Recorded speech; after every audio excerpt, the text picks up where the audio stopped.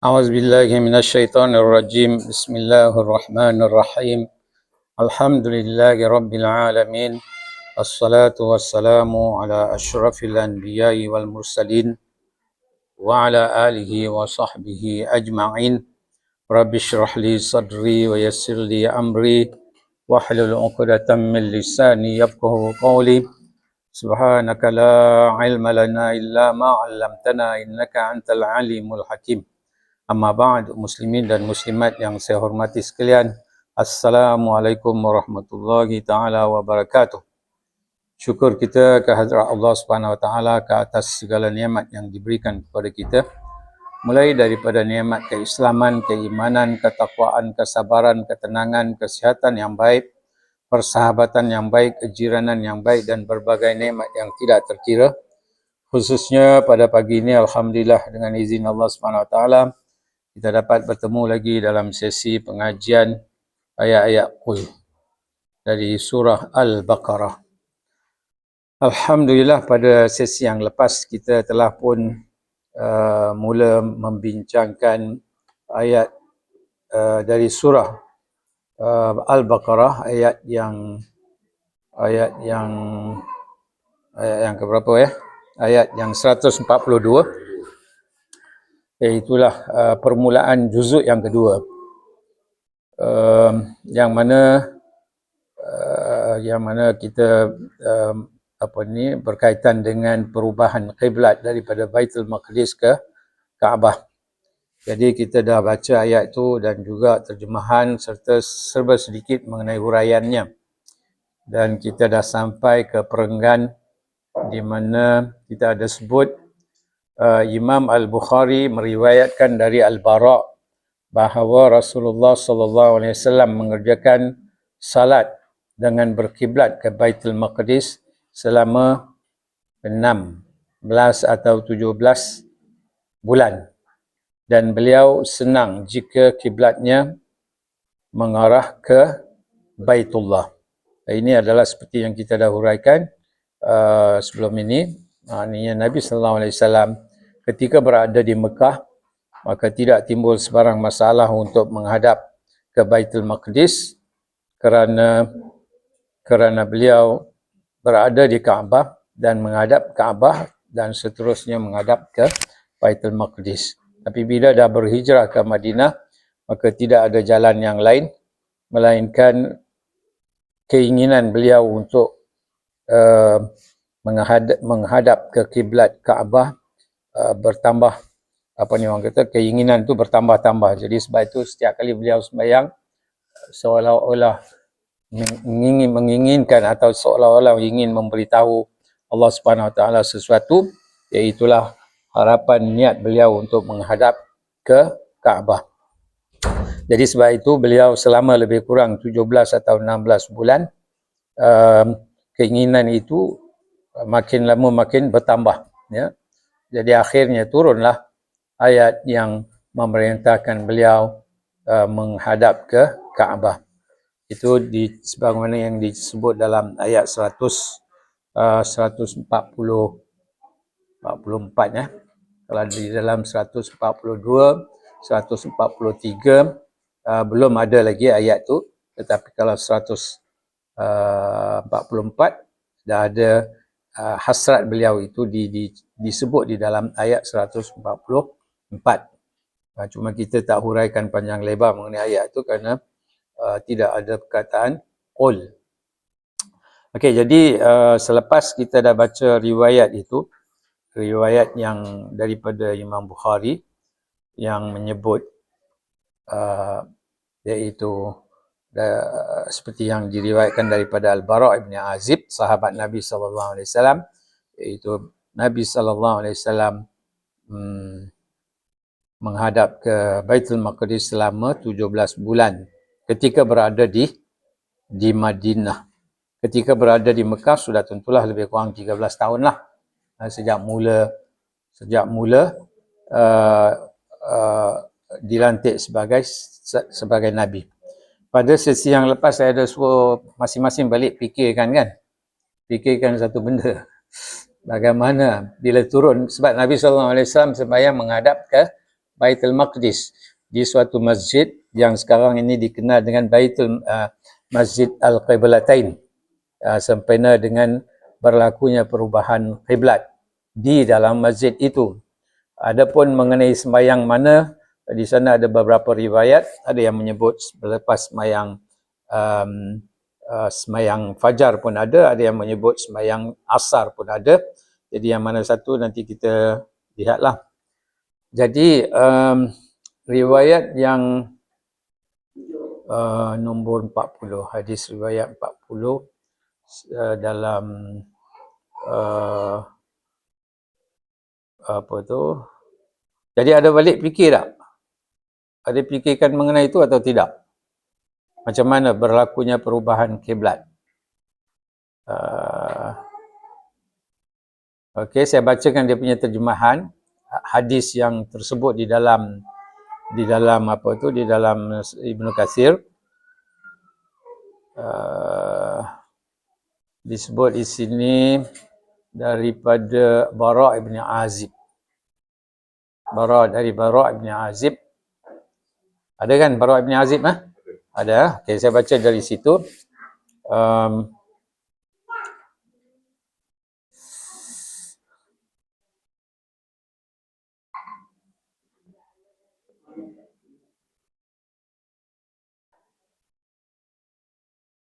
Bara' ibn Azib. Riwayatnya disebut solat yang pertama kali dari situ kan?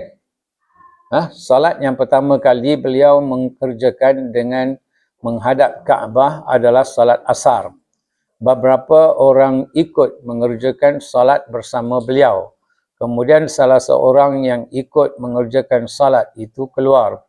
Lalu ia melewati orang-orang yang sedang mengerjakan solat di masjid dalam keadaan rukuk. Maka ia pun berkata, demi Allah, aku telah mengerjakan salat bersama Nabi dengan menghadap Makkah. Maka orang-orang pun berputar menghadap ke Baitullah. Dan ada orang-orang yang meninggal lebih awal sebelum kiblat dirubah ke Baitullah. Iaitu beberapa orang yang terbunuh dalam perang. Maka kami tidak tahu bagaimana pendapat kami mengenai mereka. Maka pada saat itu Allah menurunkan firman-Nya, wa ma kana Allahu liyudhi'a imanakum innallaha bin-nasi la raufur rahim. Betul saya baca tu? Betul. Sebelum riwayat itu ada apa?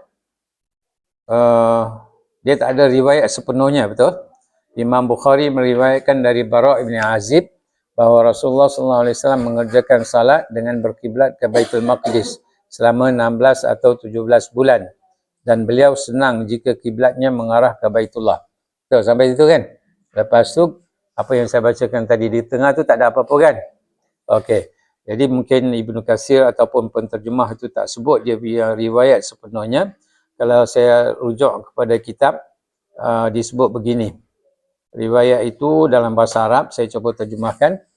Dia kata dekat sini, dari Bara' ibn Azib, bahawa Nabi SAW kana awwalu ma qadimal Madinah nazala ala ajdadihi aw qala akhwalihi minal ansar. Okay, maksudnya apa? Bara' bin Azib menceritakan bahawa mula-mula Nabi SAW sampai ke Madinah ketika hijrah, dia pun turun ataupun dia pun apa orang kata lodging. Lodging kata apa dalam bahasa Melayu? Menginap. Dia turun dalam bahasa Arab, nazala maknanya turun, singgah. Okey. Jadi dia menginap di rumah datuk-datuknya atau pakcik-pakciknya sebelah ibu, akhwal daripada kalangan Ansar. Sama ada ianya betul-betul benar-benar datuk-datuk ataupun secara nak menyebut maknanya keturunan beliau sebelum itulah, bukan maknanya datuk beliau yang sebenarnya. Maknanya orang-orang tua di dari kalangan Al-Ansar. Dan kemudian wa annahu shalla qabla qibala al-Baitul Maqdis 16 syahran. Kemudian beliau sembahyang menghadap ke Baitul Maqdis selama 16 bulan atau 17 syahran atau 17 apa? 17 bulan. Wa kana yu'jibuhu an takuna qiblatuhu qibala al-bait, dan beliau rasa mengharap sangatlah. Yu'jibuhu maknanya kagum, kagum kalaulah boleh menghadap ke kiblat ke Baitullah, iaitu Kaabah. Okey, maknanya beliau sangat-sangat mengharap kepada Allah Subhanahu Wa Taala menghadap ke Kaabah. Wa annahu shalla, kemudian beliau sembahyang yang pertama ke Baitul Maqdis, ke Baitillah adalah sembahyang asar. Sallaha salatul asr. Wa shalla ma'ahu qaumun, dan sembahyang bersamanya kaum. Kaum maknanya jemaah lah. Ketika mana mereka sembahyang, fa kharaja rajulun mimman shalla ma'ahu. Ini dia sebenarnya cerita panjang, cuma dia ringkaskan dalam riwayat ini. Jadi kita cuba perlu tafsiran lah, sebab dia tidak terdapat dalam kitab-kitab hadis dengan secara sempurnanya.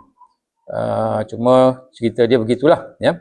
Jadi dia, apa yang kita boleh faham, sembahyang yang pertama, sembahyang menghadap ke Kaabah adalah sembahyang asar. Dalam sembahyang itu ada seorang yang sembahyang bersama Nabi sallallahu alaihi wasallam. Dia keluar daripada sembahyang itu, keluar maksud di sini sama ada selepas sembahyang, habis tamat sembahyang, ataupun belum habis sembahyang, wallahu alam, tidak ada penjelasan di situ.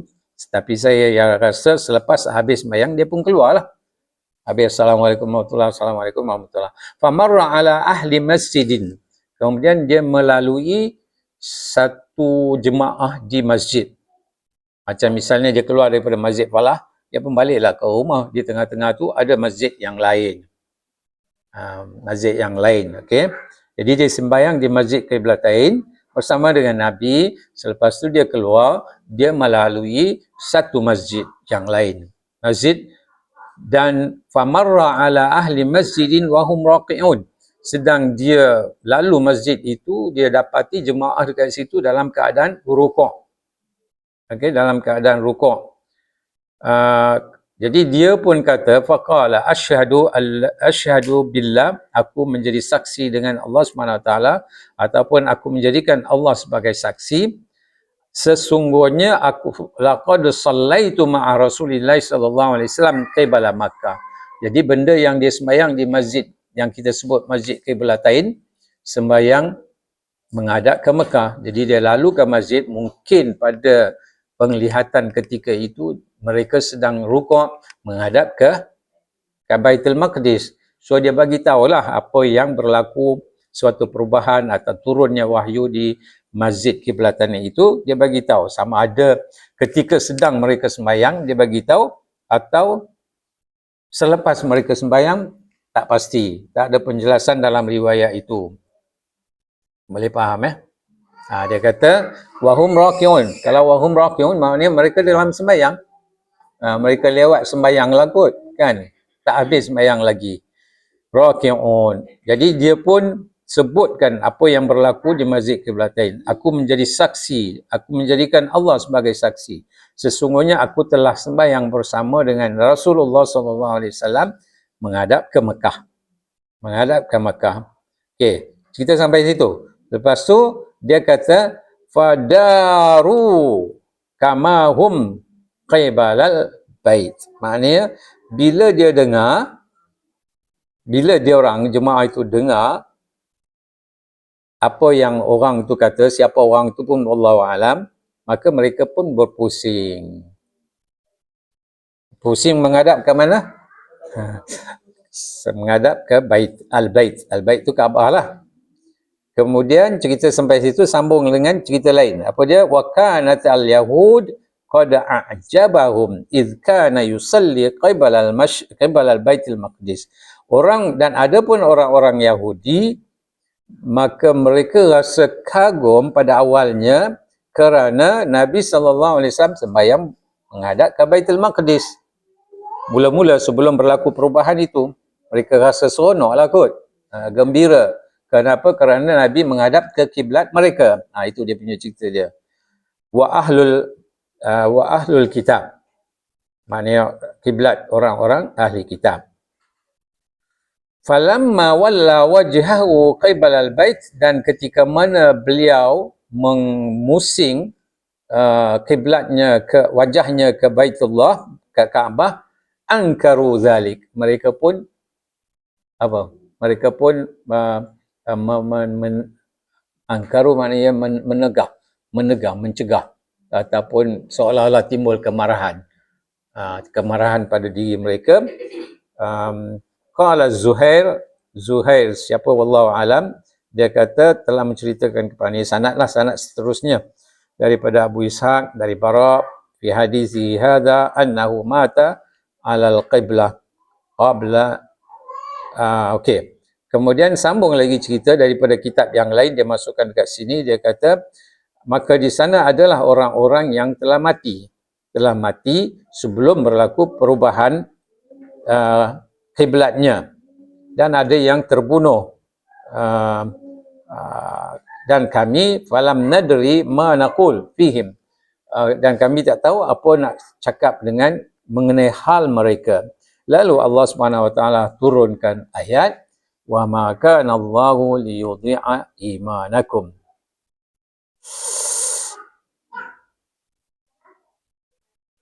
Terjemahan ada di kat situ, ada tak? Solat yang pertama kali beliau kerjakan dengan menghadap Kaabah, tu kan? Itu terjemahan dia. Apa yang saya baca tu tadi adalah dari riwayat daripada kitab di sini, sama ada daripada, saya ambil daripada mana saya pun tak ingat, tak catik dia punya tu. Kalau ikut zahirnya, kalau zahirnya mengikut tu nombor 40, ya, hadis nombor 40.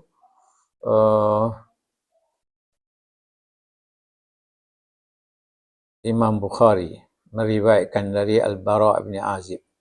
Okey, daripada Bara' bin Azib. Kalau zahirnya apa yang saya nakalkan tu adalah daripada Bukhari. Cuma saya kena cek balik sebab di samping itu ini ada maklumat sejarah dekat situ. Adakah sebiji macam itu atau apa sebenarnya, nanti saya tengok. Ya, nanti saya tengok. Sekejap.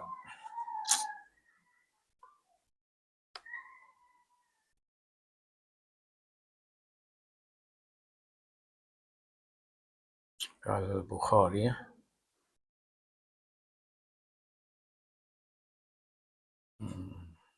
Sahih Al-Bukhari.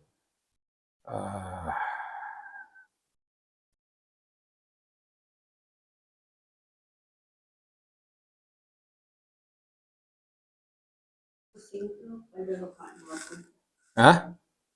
Mereka berpusing ke kiblat baru tu, ke Kaabah tu. Pada bilangan rakaat yang berapa? Tak tahu, tak disebut di sini. Saya bacakan tadi sebiji seperti mana yang riwayat. Ini biasalah dalam riwayat ni, dia orang nak cerita secara detail pun mungkin agak payah kan. Jadi kalau dalam cerita yang saya baca tu tadi, menunjukkan semuanya ada beberapa isu dekat situ sebenarnya. Cuma kejap saya cek dulu. Dari riwayatnya dari mana, saya pun tak catik dari mana saya ambil. Itulah saya suruh balik fikirkan, ada yang fikirkan tak macam mana dia orang pusing. Masing-masing kena fikir sebab kita tak tahu macam apa yang sebenarnya berlaku. So mungkin masing-masing mempunyai teori masing-masing. Saya nak dengar juga. Saya bagi 1-2 minggu untuk untuk fikirkan. Okey. Ni dah jumpa riwayat sepenuhnya. Saya cuma tak catik dia punya muka surat atau apa. Hadis nombor 40 dalam Sahih Al-Bukhari. Sahih Al-Bukhari hadis 40. Bukan hadis 40, nombor rujukan dia adalah hadis yang ke-40 dalam kitab bab salat itu as-salah minal iman. Dalam salat minal iman kitab yang keberapa Sekejap. Kitab kedua. Ialah sembahyang kan. Apa tu iman. Akan datang nanti kita akan belajar hadis tu. Bab kitab yang kita sedang belajar dalam hadis tu apa dia? Kitab iman kan? Hadis nombor 40. Sekarang ni baru kita hadis nombor 9 kan? Jauh lagi. Mungkin 2 tahun lagi baru sampai itu. Jadi hadis yang ke-40 kalau rujuk kat situ dalam satu bab yang dipanggil bab sembahyang itu adalah dari iman. Minal iman. Ataupun salat itu boleh dinamakan iman. Kalau secara zahirnya, kalau kita ayat yang saya baca tadi dalam ayat 143, wa ma kana Allahu liyudhi'a imanakum. Kerana apa? Kerana seperti yang saya sebut tu tadi dalam riwayat tu, penjelasan yang saya bagi tu ada kan di dalam situ kan? Dalam terjemahan tu. Ada kan? Cuba lihat. Dia kata kat situ, di akhir sekali saya baca dia punya terjemahan seperti yang ada dalam kitab. Salat yang pertama kali beliau kerjakan dengan menghadap Kaabah adalah salat asar. Okey, itu seperti yang terdapat dalam riwayat Bukhari. Beberapa orang ikut mengerjakan salat bersama beliau. Okey, maknanya berjemaah. Okey. Kemudian salah seorang yang ikut mengerjakan salat itu keluar. Itu kita dah sebut tadi. Betul? Lalu dia melalui orang-orang sedang mengerjakan salat di masjid dalam keadaan rukuk. Puan Safra tanya rakaat yang keberapa? Kalau salat asar 4 rakaat, wallahu alam tak disebut. Yang pentingnya dia orang sudah rukuk. Bukan tak mula sembahyang atau rakaat berapa, wallahu alam. Tak ada berita. Tak ada penjelasan. Maka dia pun berkata, yang ini yang saya sebut tadi, orang itu lalu dia tengok orang sembahyang menghadap ke Baitullah. Dia kata kami dah berubah kiblat dia. Dia orang ni tak ubah lagi. So dia kata dia nak sampaikan bahawa suatu perubahan yang sudah berlaku dan kita wajib mengikutnya. Jadi untuk nak menguatkan statement dia, kata-kata dia tu, apa yang dia nak kata itu bukan dongeng atau bukan cerita rekaan, ianya adalah benar, iaitu aku menjadikan Allah itu sebagai saksi. Nampak tak? Asyhadu. Sebab tu disebut, maka ia pun berkata, demi Allah, aku telah mengerjakan salat bersama dengan Nabi dengan menghadap ke Mekah. Jadi dia orang dengar, ni banyak isu yang kita boleh tanya, banyak persoalannya. Dia orang dengar macam mana dia orang sedang dalam sembahyang, macam mana dengar seorang ini dia cakap dia dah berubah kiblat. Dia orang dengar cakap-cakap itu terus ubahkan kiblat dia. Nampak tak? So macam-macam persoalan yang tak mungkin dijawab oleh mana-mana orang, melainkan kita fikir sendiri macam mana keadaan itu berlaku. Sama seperti mana bila wahyu turun, wahyu kan turun kan? Di mana turun? Di mana turun? Di Masjid Qiblatain. Di situ turun sebab Nabi sedang sembahyang menghadap ke Baitul Maqdis. Okey, wahyu turun di masjid itu dan kalau Nabi seorang berubah kiblat, mungkin logiklah dari segi akalnya. Ini Nabi pusing bila wahyu turun, Nabi seorang sallallahu alaihi wasallam yang dapat mesej itu. Kan? Macam mana Nabi dapat mesej tu? Tak ada sebut di sini. Sama ada Jibril yang menyampaikan ataupun wahyu itu dibisikkan ke dalam hati beliau, atau sudah tentu tak adalah cerita mengenai orang turun macam dalam setengah-setengah kes kan. Malaikat Jibril turun dalam rupa bentuk manusia kan. So dekat sini wahyu turun dalam bentuk apa? Wallahu alam. Yang pentingnya Nabi berubah pusing. Pusing berapa degree? 180. 180 180 ke 180 belakang kan. Sini lagi 180. Okey, jadi Nabi berubah 180 degree. Kalau di tempat dia sendiri logik. Okey. Kemudian para sahabat pula yang bermakmum pusing macam mana? Mereka pun pusing seperti 180 degree, bererti Nabi akan duduk di belakang. Betul tak?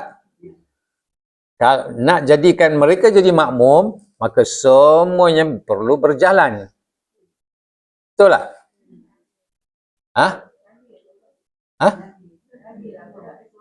Kalau Nabi saja yang berubah, pergi ke sana, nak duduk kat mana? Ada perempuan kat sana. Jemaah perempuan ada juga. Kalau Nabi pergi ke depan, perempuan jadi saf yang depan. Lelaki jadi. So maknanya itu suasana yang susah, saya pun nak faham tak boleh. Sebab tu saya masing-masing fikirkanlah. Tapi nak isinya kita tahu bahawa perubahan kiblat itu berlaku di Qiblatain, dan inilah cerita yang ada. Kalau ada lain-lain cerita, wallahu a'lam. Ada, itu saya sebut tadi. Maknanya ada beberapa riwayat. Ada yang kata subuh, ada yang kata asar. Tapi ini di dalam riwayat Bukhari yang menyebut asar. Tak kisahlah mana-mana sembahyang pun. Yang pentingnya perubahan kiblat itu berlaku dekat situ. Adapun mengenai secara khususnya sembahyang yang mana, Nabi SAW rakaat yang keberapa. So itu semua berbagai soalan yang timbul dan berbagai jawapan yang akan diberikan oleh para pengkaji. Ya, semuanya perlukan kajian. Ini berdasarkan 1-2 riwayat je. Kalau nak tahu secara ininya, perlu lakukan kajian dan belum tentu kita terhasil jawapannya. Okey? Boleh tak? Jadi kita dah tahu tadi mengerjakan salat di dalam masjid dalam keadaan rukuk, maka dia pun berkata, orang yang telah sembahyang bersama Nabi dah keluar lebih awal, dia kata, demi Allah, aku telah mengerjakan salat bersama Nabi dengan menghadap ke Baitullah, iaitu Mekah. Maka orang-orang pun berputar menghadap ke Baitillah. Ini pun satu hal juga.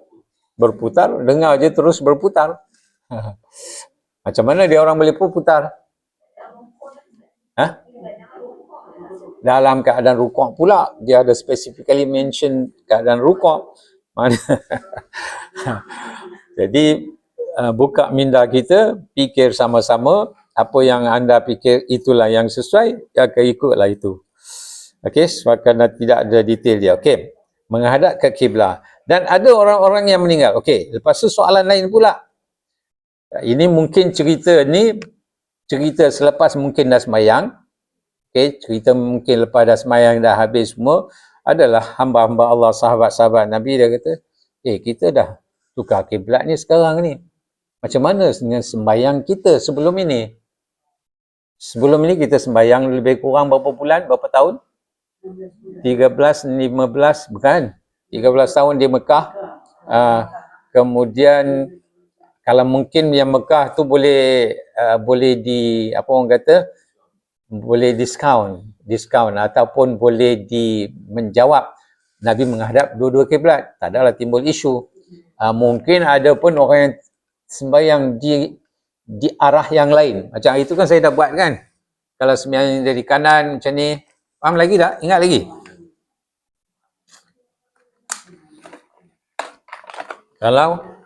Kalau ini Baitul Maqdis kat sini, atas sini. Ini masjid Baitul Maqdis. Baitul apa? Baitul Maqdis. Okey, Baitul Maqdis. Kenapa tak hilang Lama kot. Baitul Maqdis. Sini Kaabah. Kaabah kan? Okey, kalau Nabi sembahyang dekat sini, tak adalah masalah kan? Boleh menghadap dua-dua. Okey, tapi kalau ada masjid-masjid yang lain ataupun walaupun mungkin masjid tak banyak, masjid yang pertama dibina oleh Nabi adalah masjid apa? Masjid Quba ke Masjid Madinah? Kubah. Okey, tak kisahlah mana-mana pun betul. Kubah pun betul, Masjid Nabi pun betul. Okey. So orang yang kalau duduk dekat rumah dekat sini, dia orang sembahyang dekat sini atau dekat sini. So maknanya tak menghadap ke kiblat kan? Betul tak? Baitul Maqdis kat sini. Jadi orang yang menghadap ke sebelah sini arah ni, dan juga orang-orang yang menghadap ke, yang ni sudah pastilah 17 bulan tu. Okey, orang yang menghadap Madinah ni, Madinah sini ya, kat bawah sini. Sini Madinah. So, semuanya menghadap ke Baitul Maqdis, betul? Betul tak?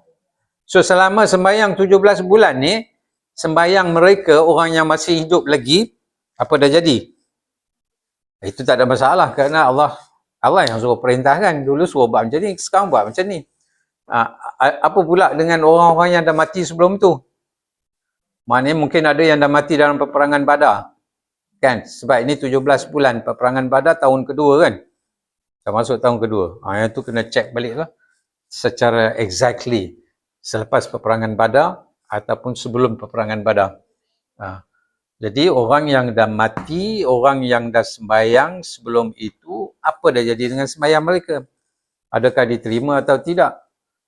Okey, jadi Allah, bila perasaan ini timbul di kalangan para sahabat, Nabi tak adalah masalah. Para sahabat timbul, aku dah sembahyang dulu. Contohlah macam kita kan, macam kita duk sembahyang sekarang ni, saya dalam ijtihad saya, kiblatnya ke sini. Selepas dah 8 tahun, bila dah ada sistem canggih, didapati kiblatnya kat sini. Betul tak? Apa dah jadi dengan sembahyang yang awal lebih kurang 7-8 tahun tu? Agaknya apa jadi? Batal semua? Terhapus? Tak, kekal kan?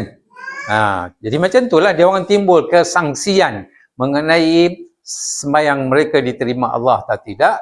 Maka sudah tentu keraguan ini diperbetulkan oleh Allah. Jangan sangka macam tu, Allah ini maha pemurah, Allah ini maha penyayang, Allah yang mengubahkan kiblat kan. Sebab tu turunnya ayat apa? Wa ma kanallahu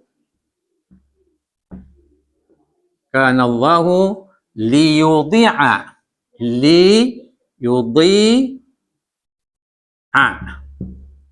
imanakum. Apa makna dia? Dan tidaklah Allah mensia-siakan iman kamu. Apa makna iman kamu? Itulah datangnya maknanya solat kamu. Nampak tak? Solat kamu. Iman kamu, solat kamu. Sebab tu Imam Bukhari bawa datang riwayat itu dalam satu bab nak menceritakan solat kamu adalah iman kamu. Dalam arti kata yang lain, solat itu boleh dinamakan dengan berbagai-bagai istilah. Antaranya zikir pun boleh. Tapi dalam ayat ini, iman kamu, maknanya amalan kamu mengenai sembahyang. Allah pun menurunkan ayat ini bila timbul keraguan, ketidakpastian mengenai sembahyang mereka. Maka Allah pun turun membetulkan, memastikan bahawa sembahyang mereka tu tidaklah sia-sia. Boleh faham tak? Okey. Dan ini dia. Dan orang-orang yang meninggal lebih awal yang saya sebut tu tadi, sebelum kiblat diubah ke Baitullah, itu satu. Iaitu ada juga beberapa orang yang terbunuh. Dia sebut dalam perang dekat sini dalam bracket, jadi mungkin dalam peperangan Badar. Maka kami tidak tahu. Siapa kata? Para sahabat kata kami tak tahu macam mana keadaan sembahyang mereka. Bagaimana pendapat kami mengenai mereka? Maka pada saat itu Allah SWT menurunkan ayat Al-Quran. Apa dia? Wa ma kana Allahu liyudhi'a imanakum. Boleh faham?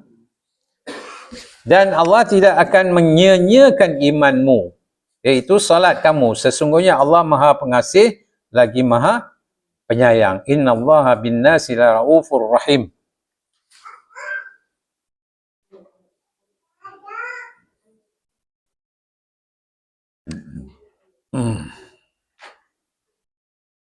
Itu akhir ayat. Ayat berapa? Ayat 143. Kita tak sampai lagi walaupun dia dah sebut benda ni. Ha? Kalau kita saya gunakan ayat ni sebagai hujah, boleh tak? Macam mana? Macam sebelum ni saya dah tahu yang rukun kaudi tu kena baca tenaga tinggal kan. Umur 60 tahun tahu kan? Umur 60 tahun. 60 tahun sama tahu hukum rukun kaudi tu kena dengar di telinga. Tadi saya dengar, saya baca hati dulu. Siapa? Rukun kaudi saya. Rukun. Masalah saya nak gunakan hujah ni boleh tak? Aha. Ayat ni sebagai nas boleh tak? Saya baru tahu tentang rukun kaudi ni, kena baca duduk dengar kat telinga. Kalau tak dengar kat telinga ni, dia tak sah kan? Aha. Dan saya dah hampir 50 tahun solat bacaan baca rukun kaudi dalam hati. Jadi bagaimana solat saya yang sebelum-sebelum ni?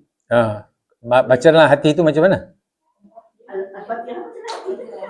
Maknanya mulut tak bergerak. Tak. Macam ni je. Macam mana nak baca dalam hati? Dulu kan kita dah ambil amalan hati lain, amalan dulu. Masa zaman jahiliyah. Ada setengah-setengah orang dia kena baca. Dia kena baca at least bergerak walaupun telinga kita tak dengar. Jadi kita bacalah. Mulut kita bergerak. Oh, itu makam tinggi lah tu.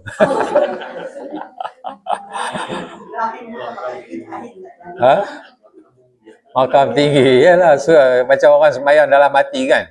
Dah sembahyang dah. Dia tak boleh, dia kena baca. Baca.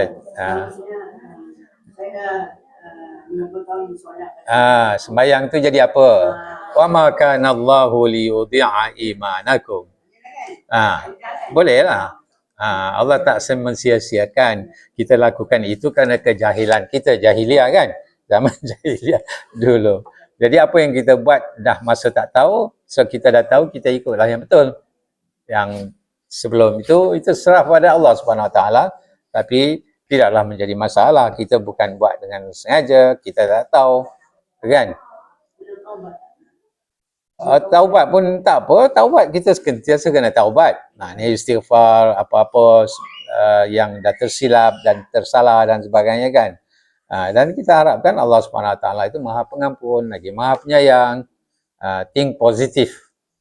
Kita sangka baik dengan Allah Subhanahu Wa Taala. Bukan maknanya kita disebabkan itu Allah nak masukkan kita dalam ataupun tak terima, ya. Tak. Bolehlah, insya-Allah. Okey. So itu elok jugalah sebab ramai kadang-kadang orang saya tengok tengok kadang-kadang anak-anak kita pun macam tu juga, dia sembahyang duduk diam ke baca ke kasyaf ke apa benda kan. Jadi dia kena sebut sebutan tu. Okey. Ustaz, nak tanya masa Isra Mi'raj, Rasulullah diimamkan 140,000 para Nabi dan Rasul tu kan. Jadi solat pada tu tak Baitul Maqdis lah. Soalan bagus. Jawapannya saya tak tahu. Sembayangnya di mana? Di Baitul Maqdis. So kalau Baitul Maqdis, menghadap ke Baitul Maqdis lah. Yang ni kena tengok maklumat sejarah. Isra Mi'raj berlaku tahun berapa? Sebelum hijrah. Okey, jadi Baitul Maqdis lah. Mungkin yang jadikan di Baitul Maqdis ya. Ayalah. Tapi sembayangnya di Baitul Maqdis, di tanah ke atau di langit? Di tanah. Di tanah. So semua Nabi itu hadirkan diri dekat situ. Tahu macam mana? Satu saf je. Ada tulis satu saf. Yalah, di mana? Exactly. Di atas langit ke di atas langit sikit, sebab semua dah jadi arwah, roh.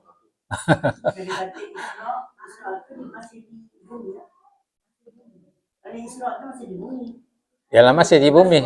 10 kaki ke atas pun bumi juga. Kan? So wallahu alam. Jadi yang pentingnya Nabi sallallahu alaihi wasallam sembahyang di Baitul Maqdis, caranya macam mana wallahu alam lah, sebab semua orang dah mati. Adakah mereka timbul balik secara jasad dengan roh, ataupun roh saja, ataupun just sebagai satu gambaran dalam mimpi, ya kan? Kan nampak dalam mimpi, macam misalnya Nabi sallallahu alaihi wasallam sembahyang seorang, semua malaikat semua ada, nabi-nabi pun ada. Tengok belakang ada tak orang? Tak ada. Kan kita tak tahu sebenarnya. Tapi ada riwayat yang mengatakan Nabi sallallahu alaihi wasallam sembahyang. Macam mana ianya berlaku?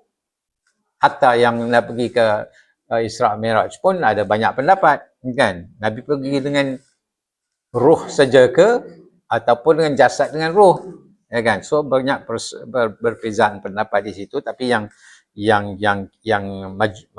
majoriti ulama mengatakan dengan roh dengan jasad lah, kan? Jadi begitu juga dengan sembahyang tu. Yang pentingnya kita, kalau riwayat itu sabit, betul, maka kita percaya bahawa Nabi sembahyang dengan para malaikat dan para nabi-nabi. Tapi macam mana menghadap ke kiblat ke, ataupun di langit ke, sebelum langit yang pertama, atau dalam perjalanan ke, kan dalam perjalanan pun Nabi SAW jumpa beberapa Nabi, kan? Langit pertama, langit kedua, langit ketiga. Okey, begitulah. Macam alam ruh. Okey, khalas. So kita sambung lagi. Jadi di situ Allah pun menurunkan ayat itu.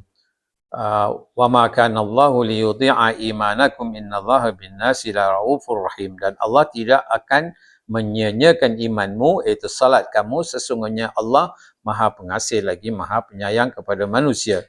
Diriwayatkan Imam Al-Bukhari sendiri dengan lafaz di atas seperti yang saya dah sebut tadi. Hadis ini diriwayatkan pula oleh Imam Muslim dari jalan yang berbeza. Ini sanad yang lain lah. Muhammad bin Ishaq meriwayatkan dari Al-Bara'. Ini Muhammad bin Ishaq ni dalam kitab sirah, ya. Kitab sirah. Mengikut riwayat dia daripada Bara' juga, Bara' bin Azib, seorang sahabat Nabi, dia kata bahawa Rasulullah SAW pernah mengerjakan salat dengan menghadap ke Baitul Maqdis, dan beliau banyak mengarahkan pandangan ke langit menunggu perintah Allah Ta'ala. So ini pun kita dah sebut. Maka Allah Ta'ala pun menurunkan, sesungguhnya kami sering melihat. Inilah ayat 144 dan 143 yang kita tak baca tadi. Dalam 144 memang Allah Subhanahu Wa Ta'ala sebut, falanuwalliyannaka qiblatan tardaha fawalli wajhaka syatral masjidil haram. Ya, sesungguhnya kami sering melihat wajahmu menengadah ke langit. Menengadah apa dia? Mendongak ke atas, kan? Melihat ke langit, di mana hasrat beliau adalah nak sembahyang menghadap ke kiblat ke Baitullah, Kaabah. Maka sesungguh kami akan memalingkan muka kiblat yang engkau sukai, maka palingkanlah wajahmu ke arah Masjidil Haram. Ayat 144.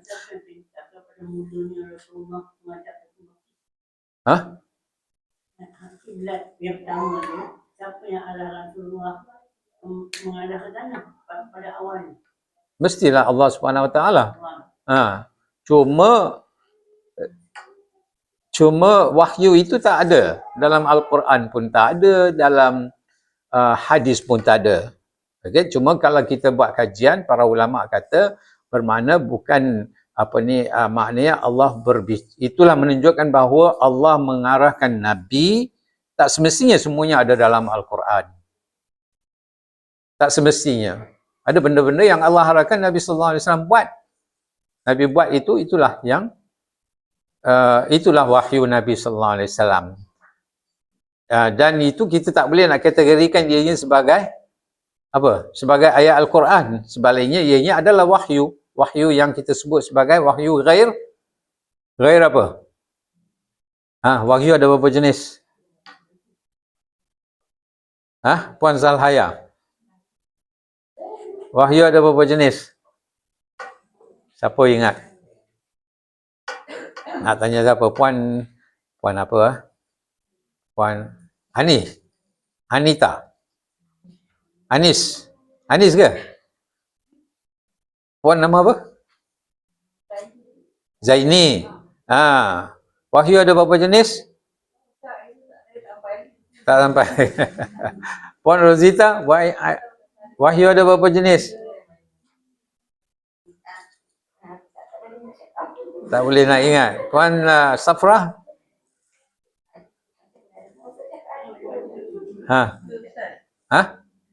Tiga. Apa dia? Ni yang saya nak dengar, 3 wahyu. Google. Percaya kat Google ke? Google kata apa, kita nak tengok.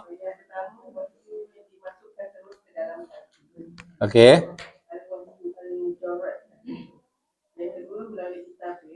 Mengenai apa? Melalui tabir? Belakang tabir. Okey. Okey. Perantaraan malaikat. Okey. Nak tengok apa lagi pendapatnya.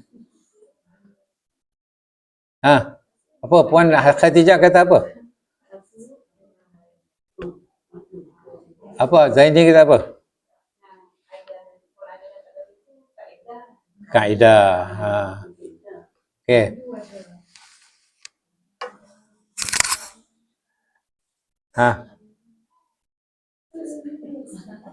Ya, Puan Safra nak kata apa tadi?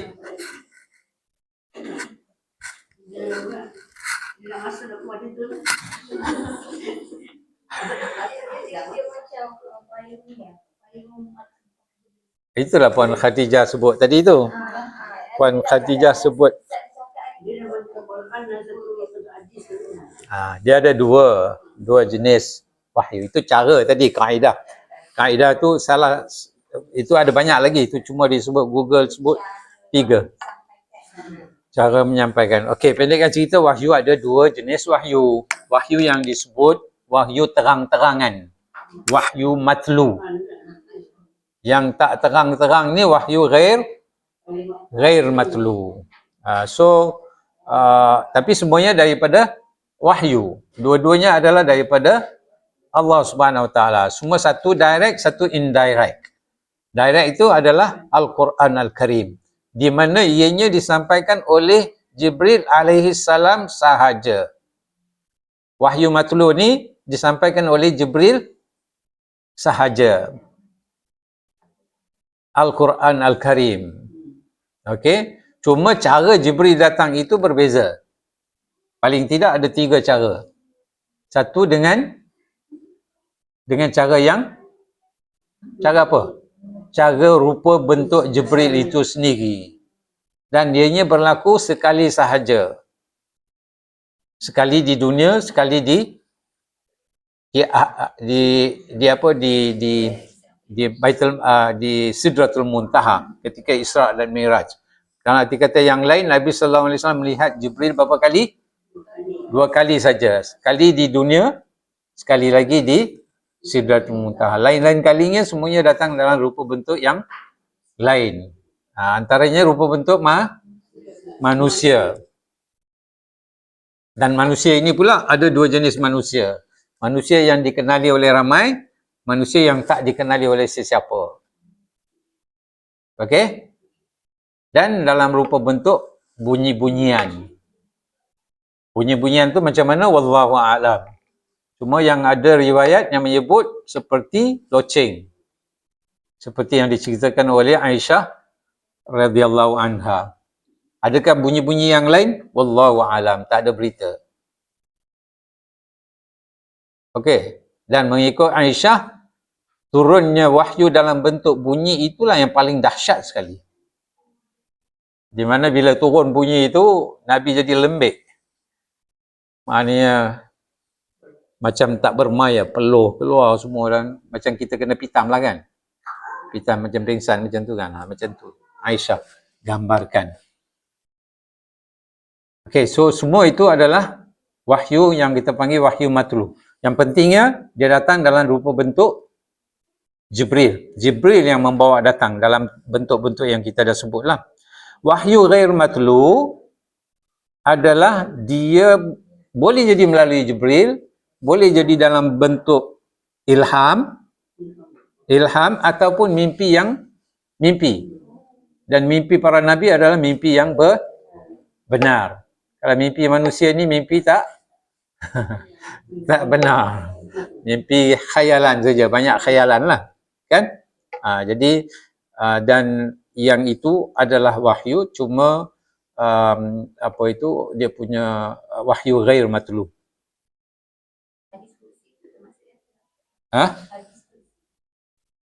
Hadis kudusi termasuk dalam wahyu ghair matlu lah. Dan dia tak semestinya ayat Al-Quran. Wahyu ghair hadis kudusi ni banyak orang keliru ya. Hadis kudusi bukan ayat Al-Quran, tak. Dia kudusi adalah sebab dia kudusi maknanya suci, holy. Kalau yang hadis kudusi ni dia lebih perintah tu lebih tinggi ke, lebih special ke? Tak, sama juga dengan hadis-hadis yang lain. Ada yang palsu pun ada yang lemah pun ada. Hadis kursi tak ayat Al-Quran. Dia ada ayat sama seperti hukum dia, cuma macam kita kategorikan lah. Hadis kan ada hadis marfu', hadis mauquf, hadis maqtu', hadis kursi. Okey. Kenapa ianya dinamakan kursi? Kerana ianya Nabi SAW menyebut bahawa ianya adalah firman Allah ataupun kata-kata Allah SWT. Tapi bukan ayat Al-Quran. Okey. Jelas tak Puan Rogaya? Okey? Apa? Puan Rahaya.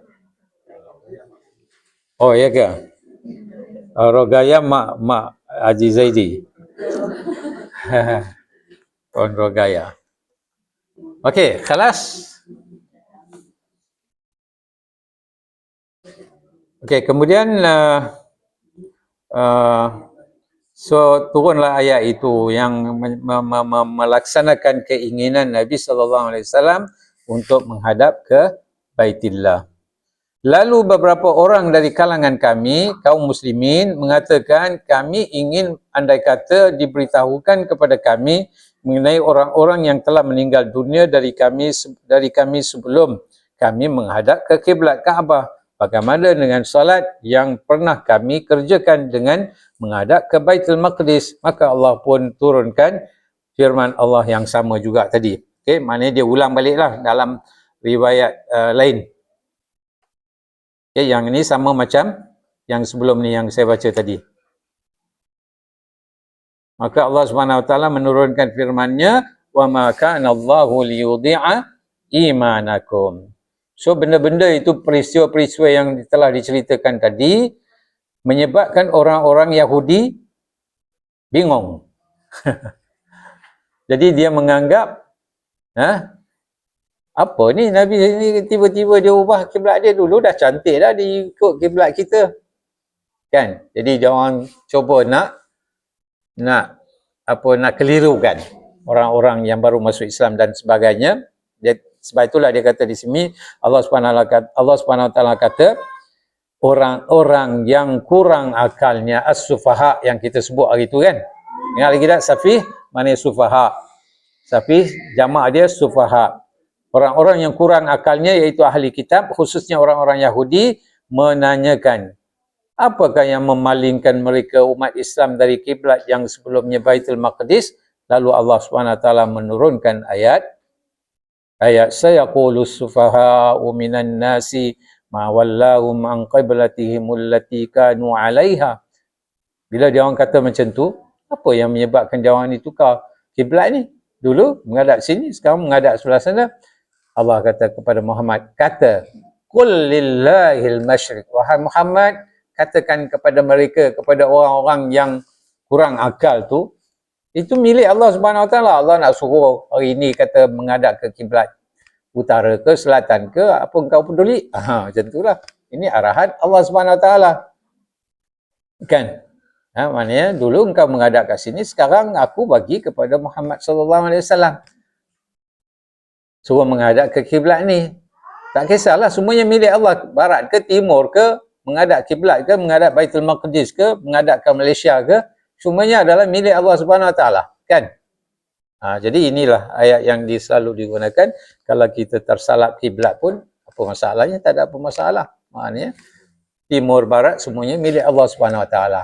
Tapi kalau kita menghadap seperti mana yang diperintahkan Allah Subhanahu Wa Taala, itu okeylah, itu yang paling tepat sekali. Tapi kalau tersilap, tak ada masalah apa pun. Milik Allah juga. Tak payah. Tak payah.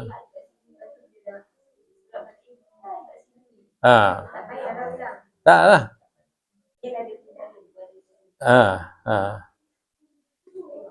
Okey.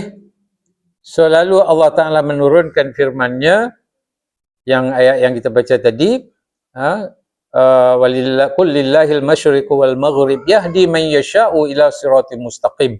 Yang maksudnya orang-orang yang kurang akalnya di antara manusia akan berkata, apakah yang memalingkan mereka umat Islam ni dari kiblatnya Baitul Maqdis yang dahulu mereka telah berkiblat kepadanya? Katakanlah wahai Muhammad, kepunyaan Allah timur dan barat, dan dia memberi petunjuk kepada siapa yang dia kehendakinya ke jalan yang lurus. Kemudian selanjutnya firman Allah Subhanahu Wa Taala, qul lillahil masyriqu wal maghrib yahdi man yasha'u ila siratim mustaqim. Katakanlah kepunyaan Allah timur dan barat, dan dia memberi petunjuk kepada siapa saja yang dikehendakinya ke jalan yang lurus. Hadis mauquf. Hadis mauquf. Oh, di situ tak ada kan? Tak ada. Okay, saya catat kat sini. Saya baca juga. Okey, dia bagi satu Ibnu Katsir.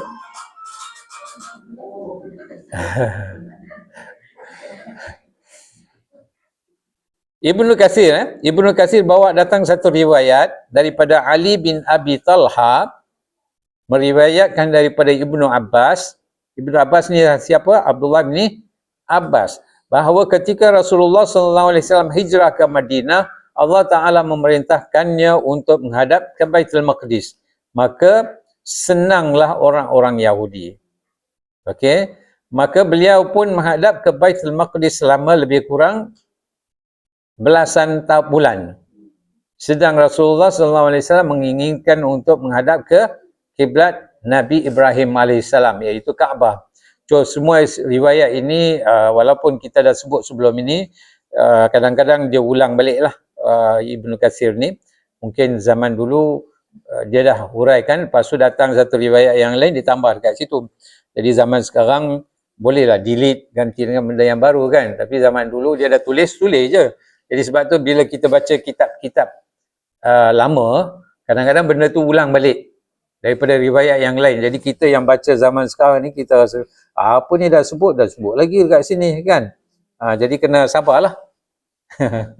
Kena sabar, kadang-kadang dapat daripada riwayat yang sanad yang berbeza, datang idea tu dia tulis balik. Jadi sebab tu dalam Ibnu Katsir kita akan melihat dah sebut dekat atas, lepas tu ulang balik daripada orang lain yang mana satu betul. Kita kadang-kadang tanya soalan-soalan yang begitu. Tapi kena tahu cara zaman dulu mereka menulis. Okey, jadi dia kata, sedang Rasulullah SAW menginginkan untuk menghadap ke kiblat Nabi Ibrahim AS, iaitu apa dia? Kaabah. Beliau sering berdoa kepada Allah. Tadi kita sebut satu riwayat yang sebut sentiasa beliau mendongak ke atas kan, menginginkan. Sini di dalam riwayat ini menyebut beliau sering berdoa, ya Allah, engkau menghadapkanlah aku ke Kaabah. So dalam ni disebut beliau sering berdoa kepada Allah Ta'ala sambil menengadahkan wajahnya ke langit, maka Allah Subhanahu Wa Taala pun menurunkan firman-Nya, fawallu wujuhakum syatrah, maka palingkanlah wajahmu ke arahnya, iaitu ke arah Baitul Kaabah. Dengan sebab itu orang-orang Yahudi menjadi goncang. Ini pun ulang jugalah dalam lafaz yang lain. Sama juga tadi kita sebut bila Nabi sallallahu alaihi wasallam menghadap ke Baitul Maqdis, orang-orang Yahudi senang kan?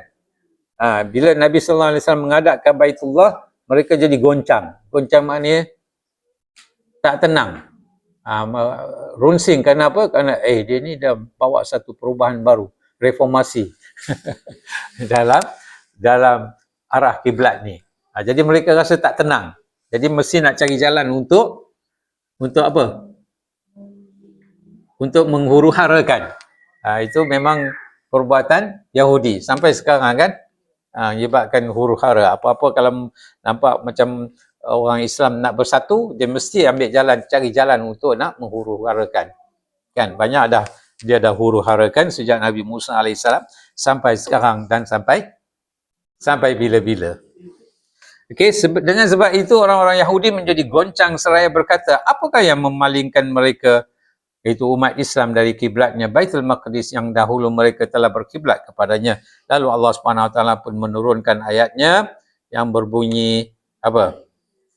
Berbunyi qul lillahil masyriq. Apa engkau orang peduli buat apa? Allah punya milik semua. Menghadap ke Baitul Maqdis ke Kaabah ke, itu adalah milik Allah. Qul lillahil masyriq wal maghrib yahdi man yasha'u ila siratim mustaqim. Katakanlah kepunyaan Allah timur dan barat dan memberi petunjuk kepada siapa saja yang dikehendakinya ke jalan yang lurus. Cukup banyak hadis-hadis berkenaan dengan masalah ini. Masalah apa? Penukaran arah kiblat. Dan kesimpulannya bahawasanya Rasulullah SAW sebelumnya diperintahkan untuk menghadap ke Baitul Maqdis. Diperintahkan. Ada tak dalam Al-Quran? Tak ada. Okey, tapi perintah yang kita sebut sebagai wahyu ghair apa? Ghair matlu. Ketika masih berada di Mekah, beliau salat di antara dua rukun. Ini yang kita sebut awal-awal dulu. Di antara dua rukun. Macam mana cara secara exactly, kita kena pergi ke Mekah dulu. Untuk nak melihat, kena tengok ilmu apa? Geografi. Macam mana dua-dua, adakah garis tepat macam tu, atau dua rukun yang mana satu, yang tu kena tengoklah. Dengan posisi Kaabah berada di hadapannya, tetapi beliau tetap menghadap ke Baitul Maqdis. Dan ketika berhijrah ke Madinah, beliau tidak dapat menyatukan antara keduanya, maka Allah Subhanahu Wa Taala pun memerintahkannya untuk menghadap ke Baitul Maqdis. Jelas kan? Ini semua ulangan saja. Okey. Okey. Apa keistimewaan Baitul Maqdis? Yang ini kita cuba huraikan nanti. Dalam Ibnu Katsir tak ada. Dalam tafsir ni tak ada. Nanti pada sesi akan datang saya cuba huraikan kenapa Baitul Maqdis? Apa sebab-sebabnya? Atau apa kaitannya dengan sekarang ni? Sekarang ni selalu dengan Baitul Maqdis. Sampai sekarang Yahudi berebut dengan Baitul Maqdis. So, kita cuba lihat dalam riwayat-riwayat sedikit dan lepas tu kita tukar tajuk nanti kepada ayat lain. Okey, saya rasa cukup setakat itu.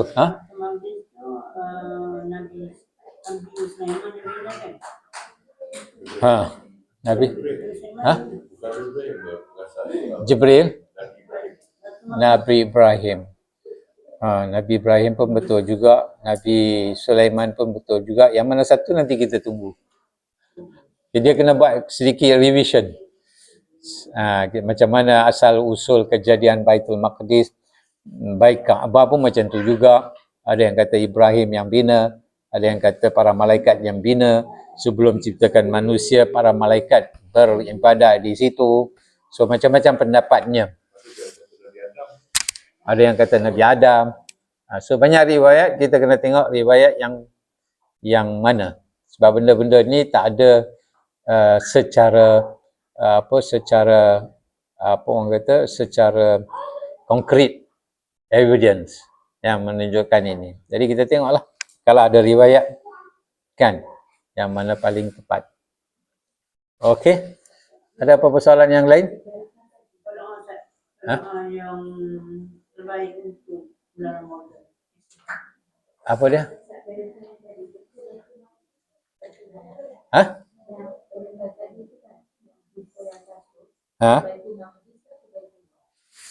Baitul Maqdis dia tulis ini. Memerintahkannya untuk tidak dapat menyatukan antara keduanya, maka Allah SWT memerintahkannya untuk menghadap ke Baitul Maqdis. Macam tu yang dituliskan dalam tafsir kan? Kan macam tu kan? Jadi soalannya cantik lah. Soalannya Baitul Maqdis ke Baitullah. Tapi apa yang tercantik dekat situ adalah Baitul Maqdis. Untuk ini saya kena tengok dulu dia punya Arabiknya, sama ada memang Ibnu Katsir sebut Baitul Maqdis atau dia sebut Baitullah, penterjemah yang menterjemahkan Baitul Maqdis sebagai silap. So ini tidak saya kena rujuk kepada Baitul Maqdis. Tapi secara umumnya saya dah rujuk ni benda ni sebab benda tu dah catatan saya menunjukkan Baitul Maqdis. Baitul Maqdis lah.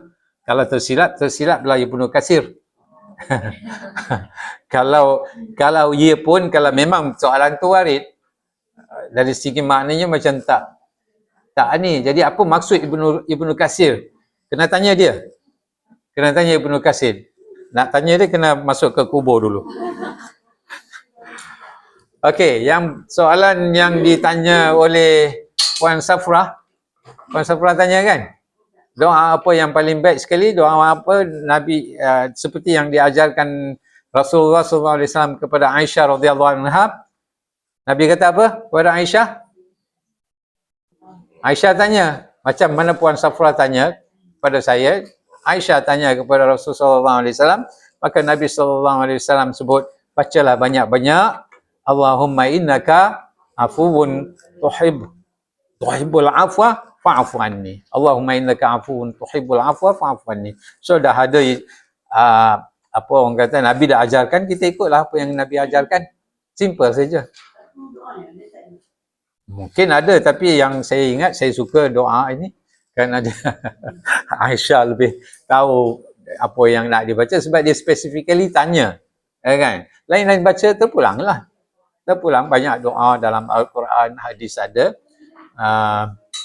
Masukkan je. Tapi nak kata Ramadan, Lailatul Qadar yang diajar oleh Nabi kepada Aisyah itu je lah. Allahumma innaka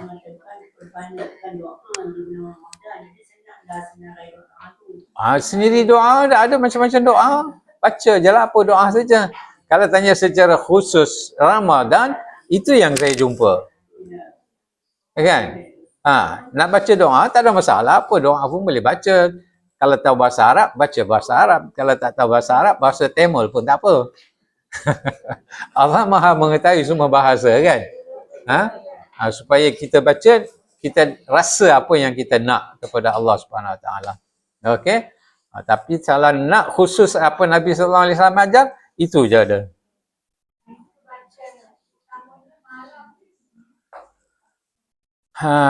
Malam ke siang.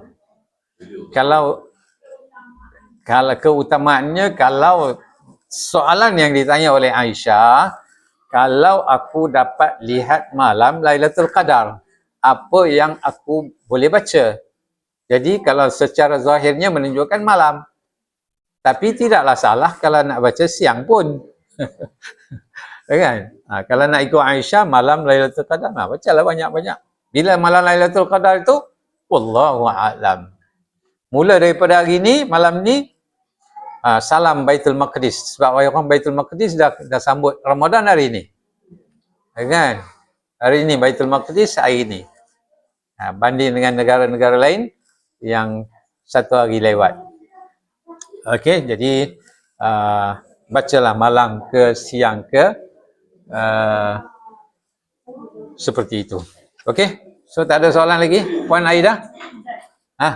Maksudnya, apa-apa doa yang saya nampak saya baik, saya baca dalam sujud saya tak apa. Dalam sujud. Apa-apa doa yang baik, saya tengok macam orang baik-baik. Boleh lah, apa pun nak baca tak ada masalah. Tapi jangan kata itu Nabi kata.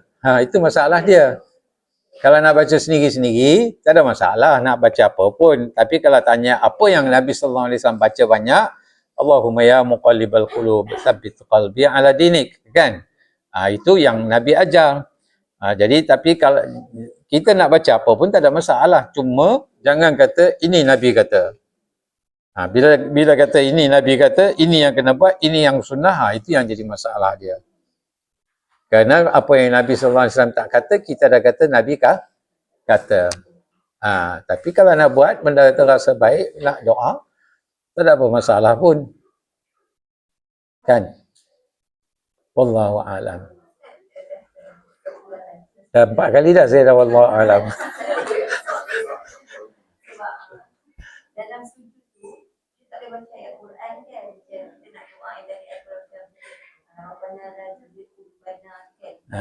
Ayat Quran. Ada kita tak boleh baca dalam sujud. Tapi ada pendapat yang dalam sujud tu tidak boleh. Kenapa tak boleh baca? Sebab? Kalau nak doa dalam sebelah boleh. Boleh, tak ada apa masalah. Kalau yang soalannya dalam solat. Kalau dalam solat, kita ikut apa yang diajarkan oleh Nabi lah.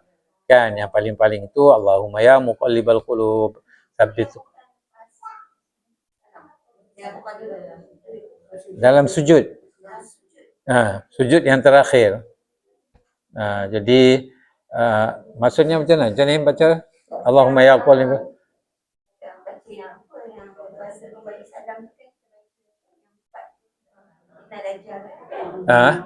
Itu di tahiyat. Tahiyat.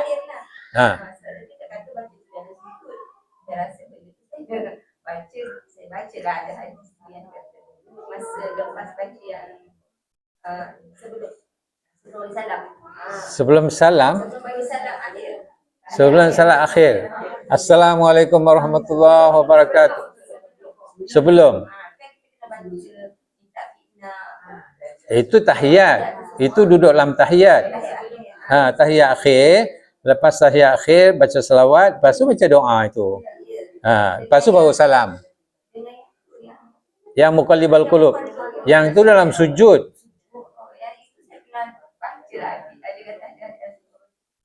Tak tahu, saya tak pernah dengar. Itu dalam sujud. Paling-paling tidak. Ada pendapat kata kalau kita sujud, itu adalah solat. Boleh kita doa dalam bahasa Melayu? Dalam bahasa Melayu. Dia boleh, tak ada masalah. Cuma jangan keluarkan lafaz tu lah. Dalam hati kalau nak ingatkan tu tak apa. Tapi nak avoid, nak elakkan daripada kekeliruan, baca apa yang Nabi ajarkan saja cukup lah. Kan?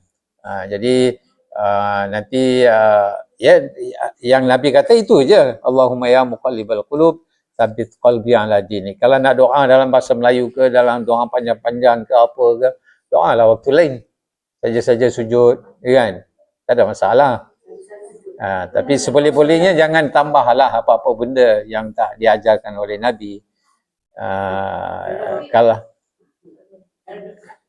doa untuk urusan itu kan, urusan kita sekarang ni, lepas salam maksudnya boleh doa? Boleh? Salam tu doa. Boleh? Lepas salam lah. Salam kan? Jangan dalam sujud, itu je lah yang saya tahu doa itu. Kalau lain-lain tu dalam sujud boleh, cuma pastikan dianya bukan dalam sembahyang lah. Sebab kerana Nabi SAW dah ajar cara sembahyang kan. Sallu kama ra'aitumuni usalli. Atau kadang-kadang orang buat Assalamualaikum warahmatullahi. Lepas tu dia baca apa doa, tak tahu?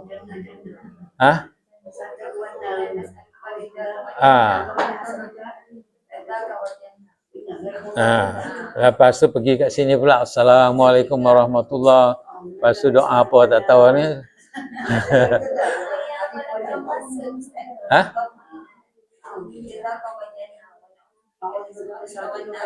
Tak tahu, saya tak pernah dengar lah Nabi SAW.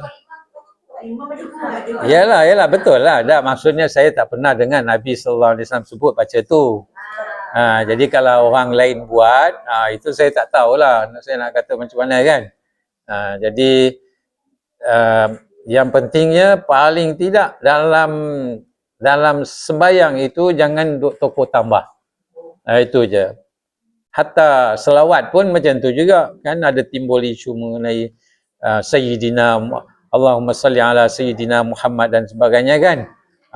Nak baca waktu lain tu baca tak ada masalah kan. Dalam solat janganlah tokoh tambah. Dia betul-betul apa yang Nabi SAW ajarkan. Itu yang sebaik-baiknya. Sebab orang tanya, sahabat tanya, ya Rasulullah, Allah SWT memerintahkan kepada kami untuk berselawat ke atas kamu. Macam mana kami nak berselawat? So Nabi ajar kan? Nabi ajar satu-satu. Baca macam ni. Jadi kita tiba-tiba nak pergi takut tokoh tambah buat apa? Kan? Allah. Ada lagi? Dah 5-6 kali dah. Ramadan.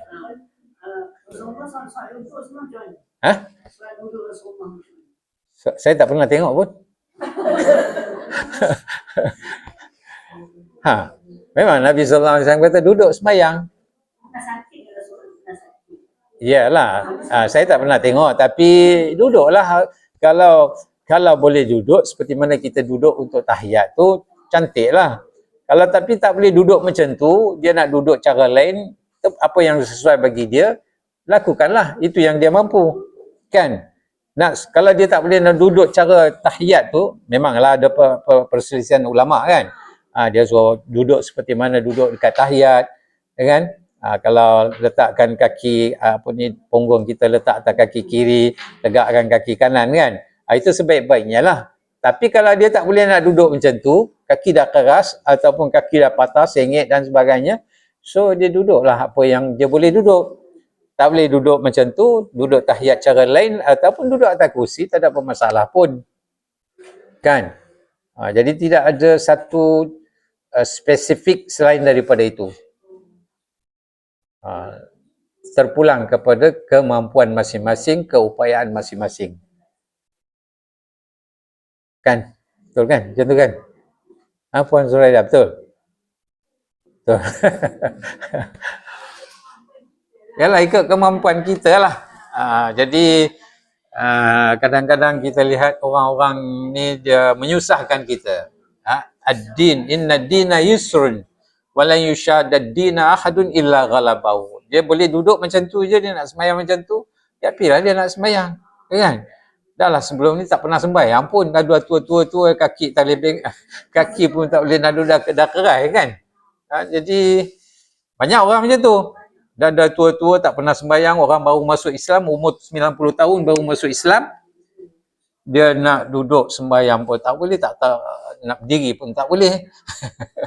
Dia duduk macam mana, biarkan dia sembahyang macam tu. Ini kita pula tiba-tiba, kau punya sembahyang tak sah. Kau pun. Siapa kita nak mengatakan dia punya sembahyang tak sah dan sebagainya. Jadi paling tidak dia dah cuba nak sembahyang dalam usia yang begitu tua. Orang putih banyak yang tak boleh nak sembahyang. Orang-orang yang banyak masuk Islam kan. Baik muda, baik tua. Jadi bila dia dah faham nanti, kalau dia boleh buatlah. Kalau tak boleh buat, nak buat macam mana? Zikir-zikir masa Ramadan, macam biasa lah. Zikir-zikir masa Ramadan ni, zikir-zikir Rasulullah macam biasa lah. Zikir-zikir biasa? Zikir-zikir pagi petang. Pagi petang? Pagi petang okey lah. Macam biasa lah. Rasulullah amalkan pagi dan petang tu, kami masa dah masa Ramadan kita amalkan itu dah tambah lagi. Kalau ada nak tambahlah ikut suka hati lah. Zikir yang diajarkan oleh Nabi. Yang diajarkan oleh Nabi. Tapi janganlah tambah zikir-zikir yang tak diajarkan oleh Nabi. Itu soalan dia. Kan soalan biasa ada zikir-zikir pagi dia, zikir petang ni khaskan kan. Aha. Masa hari yang biasa. Okey. Ramadan kan Rasulullah kan tambahkan zikir dia. Tambah zikir apa? Tak tahu. Kebilangan. Saya sendiri tak buat pun zikir-zikir tambahan. Jadi kalau saya buat tu zikir-zikir tambahan, saya ingatlah, saya biasa je.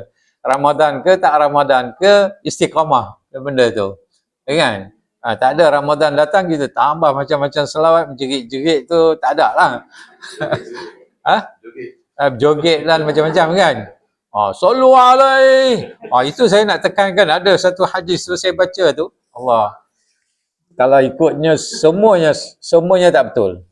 Kenapa? Kerana orang kadang-kadang sembahyang tarawih ni, kadang-kadang orang lambat sembahyang, ada orang masbuk, yang kita duk menjerit-jerit dekat situ, buat apa?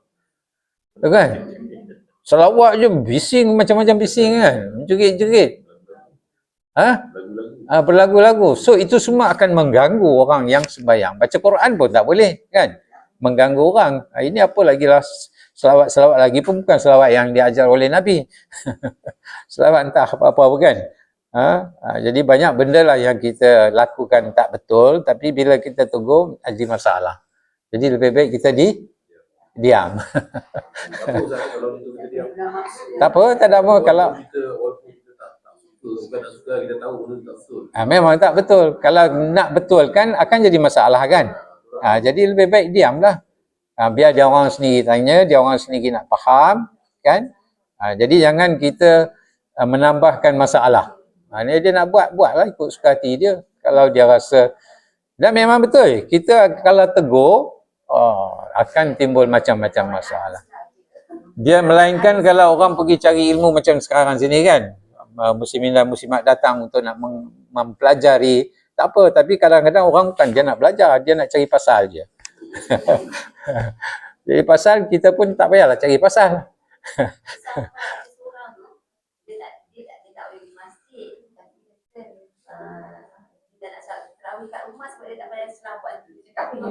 Tak boleh lah.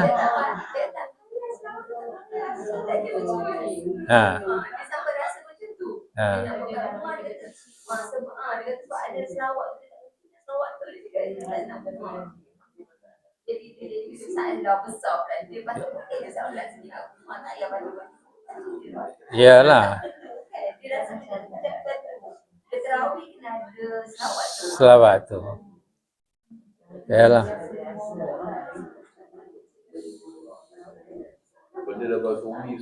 Dah jadi akar umbi.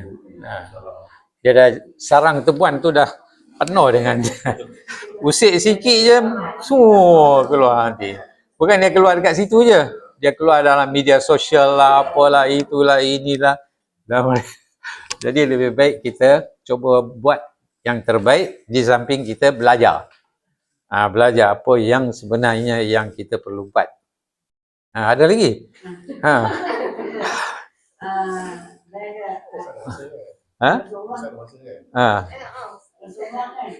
Okey, saya tak ada apa. Apa dia? Yang dia rokok dia situ dia sama panjang. Sama panjang. Yalah. Dia baca apa nama sedang kan, kalau dia baca surah pun dah baca semua. Rokok. Nak baca apa pun jangan. Tak tahu nak jawab apa. Yalah, saya pun kadang-kadang tengok juga. Apa? Subhana rabbiyal azim wa bihamdihi. Subhana rabbiyal azim wa bihamdihi. Subhana rabbiyal azim wa bihamdihi. Berapa saat? Tak sampai 10 saat kan? Kalau sama rukuk, mungkin dalam sembahyang sunat lah kot. Wallahu a'lam. Okay? Jadi cuma ada riwayat yang menyebut begitu. Maknanya rukuk Nabi sama dengan sujud Nabi sama dengan bacaan dalam iktidal. Saya pun tak faham. Adakah Nabi sallallahu alaihi wasallam baca zikir banyak sampai itu? Wallahu a'lam. Tidak ada penjelasan di situ. Jadi panjangnya macam mana? Adakah di dalam sembahyang fardu? Kalau sembahyang fardu saya rasa taklah kot. Kan? Sebab Nabi sallallahu alaihi wasallam kalau sembahyang fardu mesti ada sahabat-sahabat lain cerita kan. Jadi macam mana, cuba fikirkan sendiri-sendirilah. Nak fikir tak faham. Okey, cuba Puan Safra buat. Nanti rukuk nanti Subhana rabbiyal azim wa bihamdihi. Baca Quran 5 minit, ya. Rukuk 5 sujud 5 minit. Lepas tu tengok tak ada collapse dekat situ. Jadi memang ada riwayat macam itu. Tapi baca, fahamkan sekadar itu je lah. Nak tahu apa benda, tak akan jumpa jawapan dia. Kan? Ulama pun tak pernah jelaskan benda-benda tu, kan? Cuma nak menunjukkan maknanya lamanya Nabi SAW sujud dan baca Quran. Taklah seperti mana patuk ayam. Ramai orang buat patuk ayam, kan? Mak sembahyang. Sebab kita sedang munajat dengan Allah Subhanahu Wa Taala. Jadi munajat ni ada cara-cara dia lah. Khusyuk dia dan sebagainya. Okey, khalas. Wabillahi taufiq. Subhanakallahumma wa bihamdika asyhadu an la ilaha illa anta astaghfiruka wa atubu ilaik. Assalamualaikum warahmatullahi wabarakatuh.